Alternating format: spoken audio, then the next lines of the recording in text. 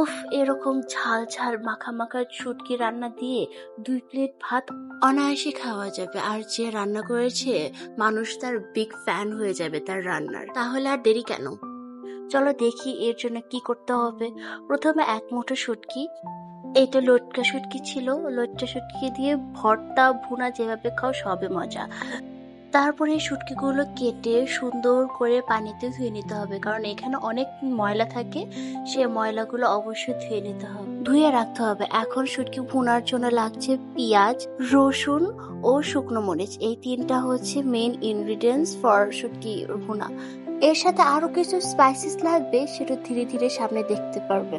এখন প্যানে তেল দিয়ে এখন এর ভিতর দিয়ে দিতে হবে আগে থেকে কেটে রাখা রসুন, পেঁয়াজ ও শুকনো মরিচ। এগুলো দিয়ে হালকা আঁচে একটু করে ভাজতে হবে।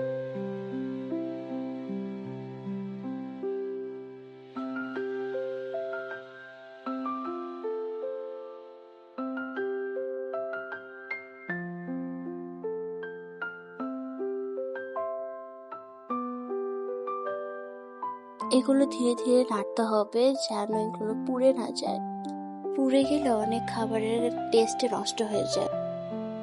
পেঁয়াজের কালারগুলো হালকা পিঙ্ক হয়ে আসলে, একটু ট্রান্সপারেন্ট হয়ে আসলে তখন দিয়ে দিচ্ছি শুটকি। এখন এই শুটকি দিয়েও আমি কিছুক্ষণ একটু ভেজে নিচ্ছি। এখন দিয়ে দিব এখানে রসুন বাটা, জিরা গুঁড়া। ধীরে ধীরে সব মশলাগুলো অ্যাড করতে হবে, তবে সবগুলো একসাথে নয়, ধীরে ধীরে একটার পর একটা অ্যাড করলে সেই ক্ষেত্রে ভালো হবে। এরপর দিচ্ছি ধনিয়া গুঁড়া, হলুদ গুঁড়ো, মরিচের গুঁড়ো। এখন এগুলো দিলে আর একটু ভেজে নিব। আমি এখন এখানে লবণ দিইনি, লবণটা একটু পরে দিব, কারণ লবণ আগেই দিলে পেঁয়াজে পানি ছেড়ে যায়, পেঁয়াজ বেশি সফট হয়ে যায়। এখানে আমি অল্প একটু আদা পানিতে মিক্স করে দিচ্ছি, 1/2 চা চামচ আদা হবে, মানে আদার পেস্ট আর কি। এখন আমি এগুলো সবগুলো কষতে দিব। মাঝে মাঝে ঢাকনা খুলে একটু করে নেড়ে চেড়েও দিব যেন পুড়ে না যায়।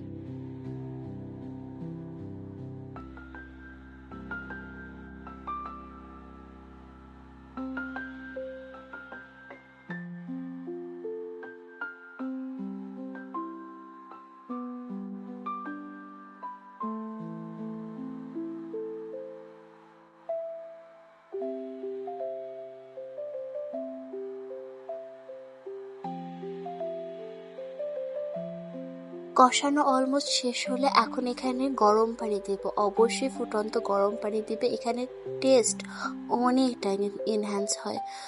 ঠান্ডা পানি দিলে সেখানে টেস্টটা নষ্ট হয়ে যায়, তাই অবশ্যই চেষ্টা করবেন গরম পানি দিতে।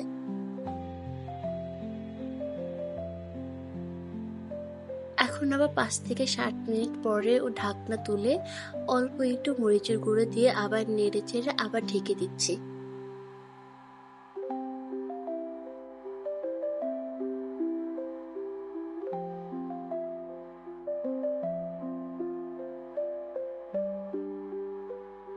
এই তো হয়ে গেল আমাদের মজার মজার ঝাল ঝাল শুটকি ভুনা। এটা খুবই চমৎকার টেস্ট, যাকে রান্না করে খাওয়াবেন সে আপনার একদম ফ্যান হয়ে যাবে। এখন আমার ভাত দিয়ে শুটকি ভুনা খাওয়াটা এনজয় করুন, দেখুন আর এনজয় করুন। আল্লাহ হাফিজ। ভিডিও ভালো লেগে থাকলে, রেসিপি ভালো লেগে থাকলে অবশ্যই লাইক কমেন্ট শেয়ার করে পাশে থাকবেন। আসসালামু আলাইকুম।